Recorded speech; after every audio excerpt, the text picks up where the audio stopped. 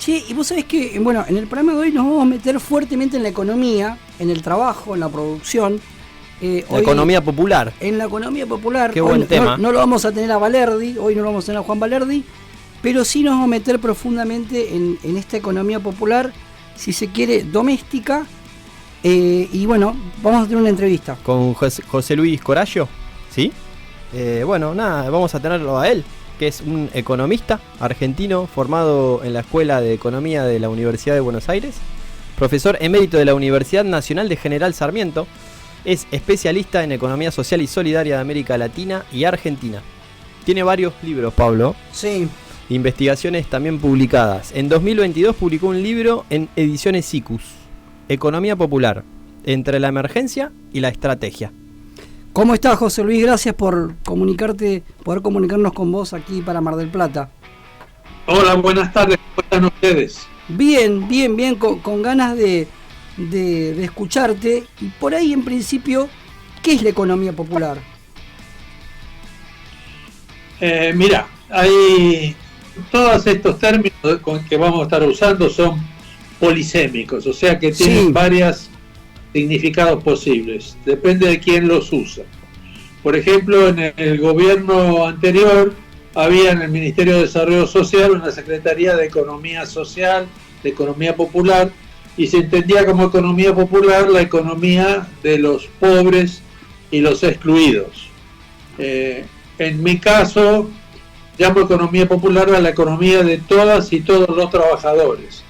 No es solo una definición mía, sino que es de una corriente dentro de esta búsqueda de otra economía. Es decir, es cómo las trabajadoras y los trabajadores resuelven las condiciones de vida, resuelven sus necesidades materiales. Bien.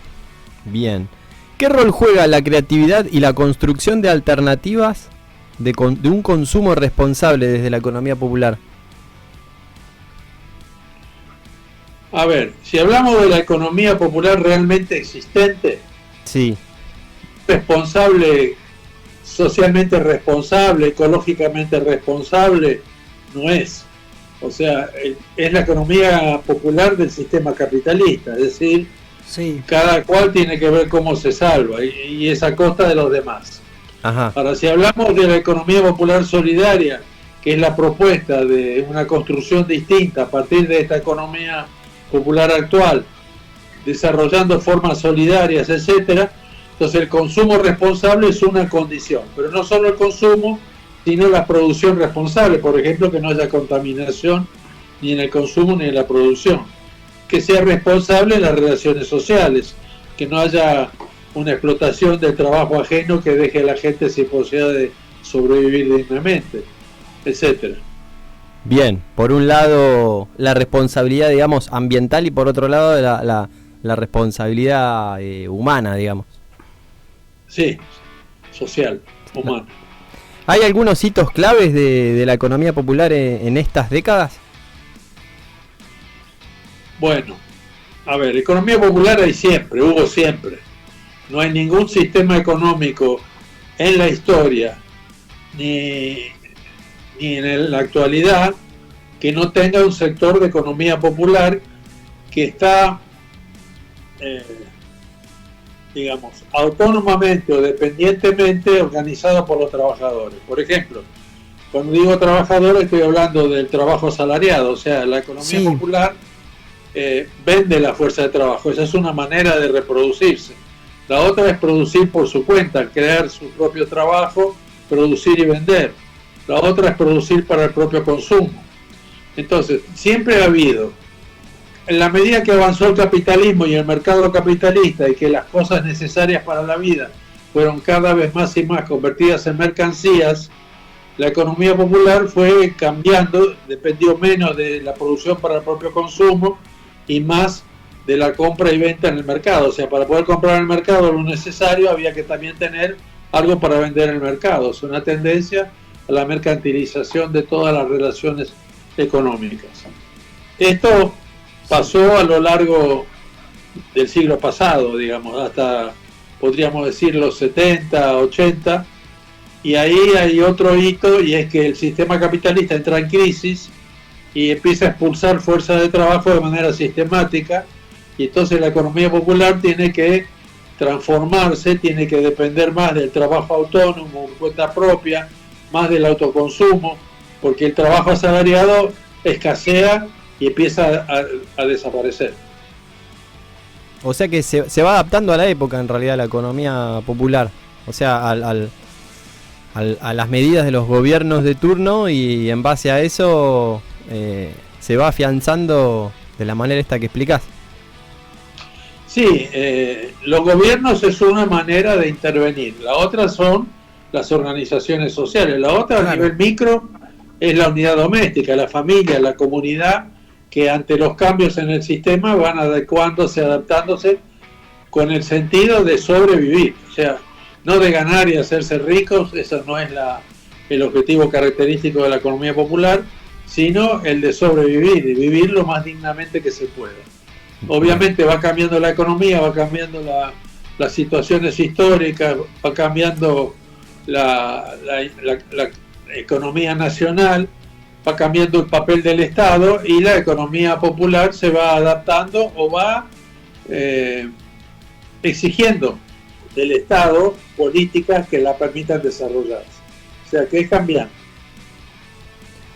Para quienes nos escuchan, estamos charlando de economía popular, también, ¿no?, de lo social y solidario, con José Luis Corallo, economista.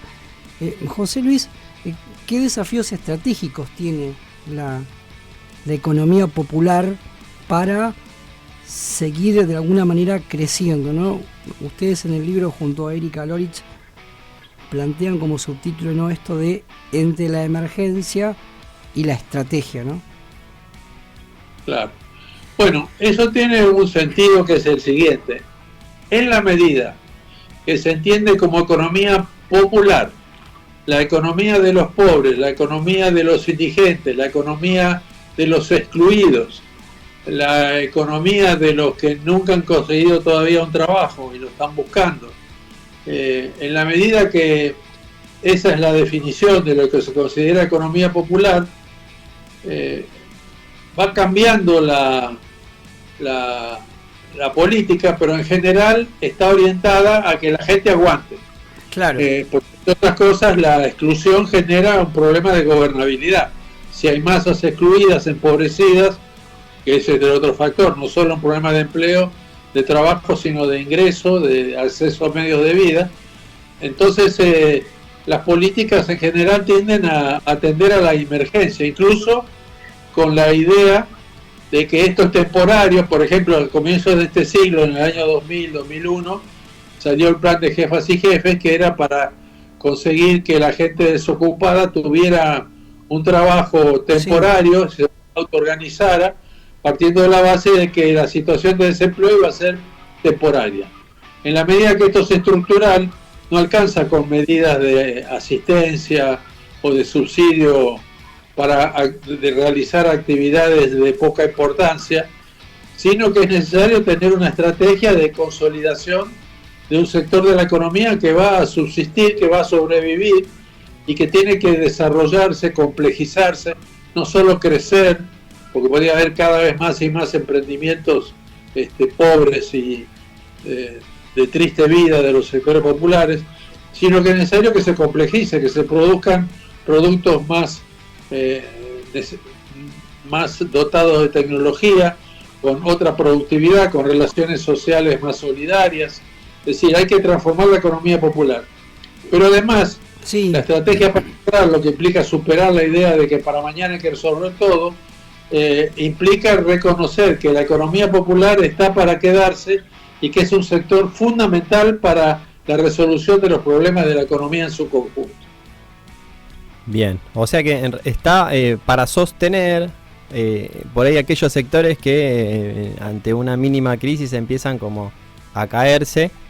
Estamos hablando obviamente de gente que está precarizada, de trabajo informal o de sectores por ahí más vulnerables, y bueno, por medio de, que es verdad lo que estaba diciendo Pablo, ¿no? Por medio del subsidio te da una ayuda, pero en realidad también lo que por ahí después lo termina de impulsar es ese desarrollo, si hay una pyme, las primeras herramientitas y lograr ahí una rueda de laburo, como decía, por ahí no para llenarse de guita, pero sí para sobrevivir o para hacer más llevadero el momento que llega un momento que por ahí la gente se ahoga y bueno, es como hay un salvavidas viene a ser, ¿o no? Una cosita así. Sí, ahora, ten en cuenta la definición que te propuse. No es solo los trabajadores pobres de pequeños emprendimientos con baja tecnología, con bajo uso... También las pymes, claro. Sino, por ejemplo, las empresas recuperadas son parte de la economía popular y algunas de ellas son tecnologías bastante avanzadas. A nivel global hay ejemplos maravillosos de cooperativas de 100.000 trabajadores, como las de Mondragón en España, o grandes urbanizaciones producidas por la economía popular que resuelven el problema de la vivienda.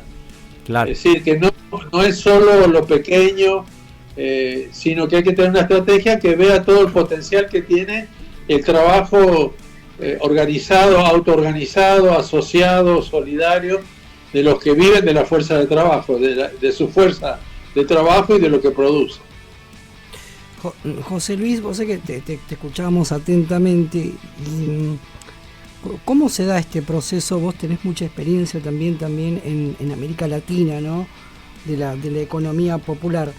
Yo también te escuchaba y pensaba, ¿no? En esto de cómo también en otros continentes, además de América Latina, también esto se impulsa, ¿no? Yo siempre pienso me viene como a la mente esa experiencia de Muhammad Yunus en Bangladesh, por ejemplo, de cómo, por ejemplo, arrancaron con esto que era el banquito de la buena fe, me acuerdo, ¿no? Se me viene como una experiencia ahí, ¿no? Sí, efectivamente es ya bastante antigua, pero por ejemplo, no hay por qué ir a Yunus. Acá en Argentina, los banquitos, los bancos comunitarios, los bancos de finanzas solidarias han existido, existen, fueron desarrollados durante el comienzo de este siglo y funcionaron, o sea, donde los mismos propietarios, digamos, de los recursos los administran, hacen que todo el mundo pueda tener crédito, pero después está, por ejemplo, el desarrollo de tecnologías, y ahí, por ejemplo, el papel de las universidades es muy importante. Ahora, si vos me decís en América Latina, ¿qué pasa? En América Latina, a comienzo de este siglo, hubo una crisis en todos nuestros países. Entonces, por ejemplo, en Brasil surgió una Secretaría de Economía Solidaria que impulsó, bajo el primer gobierno de Lula, una política de apoyo a emprendimientos cooperativos, solidarios, pequeños, medianos, grandes, rurales, urbanos, una red de universidades que apoyaba tecnológicamente a estos emprendimientos. En el caso de Ecuador y de Bolivia, hubo nuevas constituciones que incorporaron el concepto de economía popular en la Constitución y lo reconocieron como un sector de la economía e hicieron políticas, por ejemplo, de desarrollo de apoyo tecnológico, de compras favorables del Estado, formación de ferias comunitarias. O sea, en México ha habido obviamente políticas también del mismo tipo. Ahora, en general, todo ha sido pensado para el corto plazo. Claro, no, digamos, falta una institucionalización y esto de la planificación estratégica donde, bueno... Y a futuro también, claro. Confluyen varios sectores. No digo como los chinos, ¿no? Que ellos planifican todos 50 años, ¿viste? Pero bueno... Pero mínimo a 20, ¿no? A 10 o 20. Porque porque si no, ante por ahí el cambio de gobierno se complica. Y por lo que contaba, claro, hay países que lo han hecho por ahí más integral. Por ejemplo, en Brasil, lo que explicaba de Lula, ¿no? Pero cuando salió Lula y vino su sucesor, se desarmó bastante todo eso. Claro. Ahora, todo esto depende también de quiénes son los que impulsan esto. Por ejemplo, en Brasil tenés el MST, el Movimiento de los Sin Tierra, que viene luchando desde hace ya más de 2 décadas por el acceso a la tierra de los campesinos, que va ocupando tierras, defendiéndolas, desarrollando la producción, desarrollando cooperativas de algún tipo. Los movimientos indígenas son otros que empujan una economía comunitaria. O sea, la economía feminista plantea la importancia de la economía del cuidado, o sea, que la unidad doméstica reconoce que produce productos y servicios para resolver necesidades. Entonces, la institucionalidad de la familia no reconocía como trabajo útil el trabajo de la llamada ama de casa. Ahora esa institucionalidad va cambiando, por ejemplo acá con la AUH, ¿no? Que va dirigida justamente a las llamadas amas de casa, que se suponía que no producían nada y en realidad están resolviendo necesidades. Totalmente. Bueno, te vamos a estar agradeciendo por la comunicación. Gracias, la verdad José que nos ha dado un montón de información, la verdad, de importancia para todos y sobre todo para los oyentes que están tratando por ahí de entender lo que es economía popular, o por ahí alguno tiene algún concepto y bueno, de esta manera se va desarrollando por ahí y proyectos que están siempre ahí en desarrollo, ¿no? Ahí al alcance de la mano. No, y otros que por ahí ya han surgido y han tenido su trayectoria. Y por ahí, no sé, hemos tenido capaz que otra visión o por ahí vemos otra cosa en la televisión. Está bueno tener la fuente de alguien, ese. Claro, de alguien que sabe y que trabaja en el tema y bueno, y además que tiene un montón de trayectoria. Bueno, me alegro si les sirvió, estoy a disposición. Gracias, José de Luis. Ustedes, público, cuando quieran. Muchas gracias, José Luis. Muchas gracias. Bueno, ¿no? Hasta ahí pasó, ¿no? José Luis Corigio, economista, yo digo, es uno de los 30 economistas más importantes de la historia argentina, en serio. Sin duda.